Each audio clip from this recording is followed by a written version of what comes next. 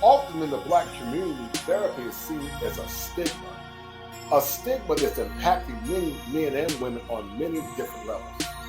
But because this show more or less highlights or more or less talks about the dynamics as it relates to Black men in America, we're going to be exploring why therapy is needed not only from the clinical framework, but also from the biblical context. If you know anything about human beings are what I call bio, psychosocial, and spiritual. Human beings are integrated beings. And when one element of that integration is off, it can cause a lot of pain to the psyche or the schema of an individual.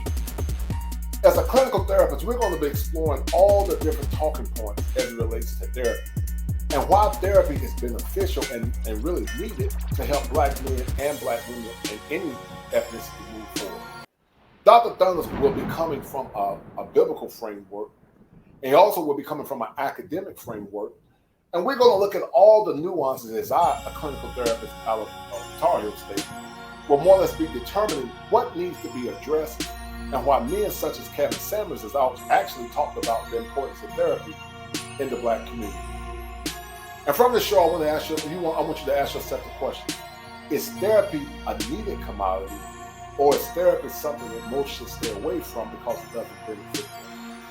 You're going to love this show, and we're going to have a lot of insight and clarity as Dr. Dunner and I talk about the importance of therapy from the clinical framework and also from the biblical framework as well. Be well.